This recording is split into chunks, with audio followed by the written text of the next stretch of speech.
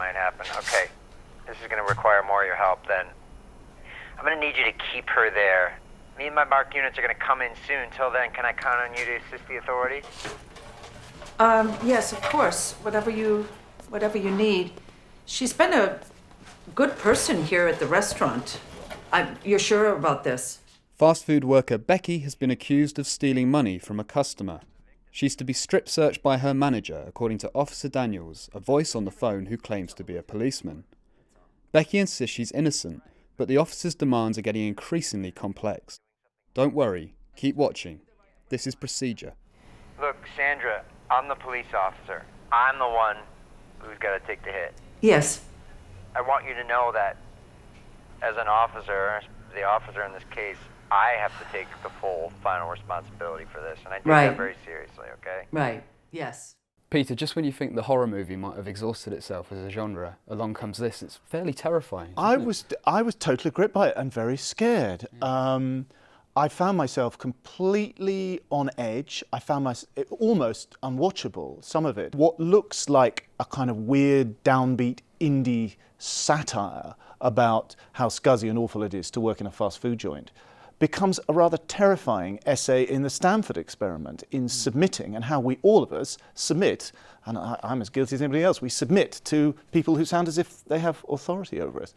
And what's extraordinary is the film begins with a statement to the fact that it's based on true events. Now, usually when you see that in a film, it usually means that the events have been pretty strongly twisted. Actually, it turns out that this movie sticks pretty closely to the events, that this guy was a sociopath, weirdo prankster who spent years and years and years refining this prank, refining it until he got it exactly right on this horrifying day and hit the jackpot in the most horrifying way. It's really gripping. It's really gripping. A very unusual film and scary. Andrew, some people have said that it's kind of exploitative or cheap in the way that it shows nudity in particular with the main character. Did you feel that when you were watching it? Well, or? I have to say, it's pretty scrupulous, and specifically about nudity. I mean, there's very, very little in it. I mean, there's a lot of implication and lots of sort of shots from sort of behind sort of cabinets and things. But I mean, this is not a film where you're asked to sort of gloat on some sort of hapless young woman. I mean, one big issue which we were talking about before is does it respond well to being dramatised like this, or could it have been a documentary? And you talked about that in your review as well. I mean, I suppose we would feel that in some ways the reality of this is more horrible than any drama can convey. But on the other hand, the one thing this film does very well is convey this very sort of slow accretion of detail in terms of sort of raising the odds as the minutes crawl by. And some great shots of like the fat fries in the restaurant, just to give you this idea that life is still rolling on.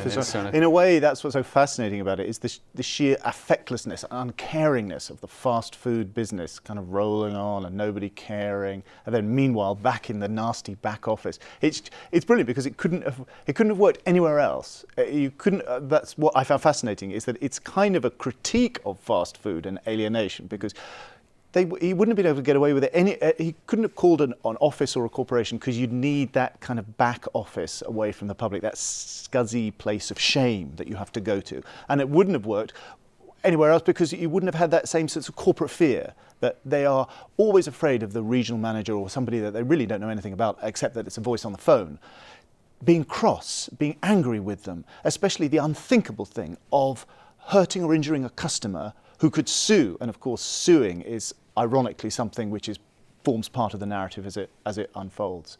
So I really was kind of gripped by it. Is this okay to be doing? Oh yeah, of course. You're making a really difficult situation run very smoothly. I'm just trying to do my job.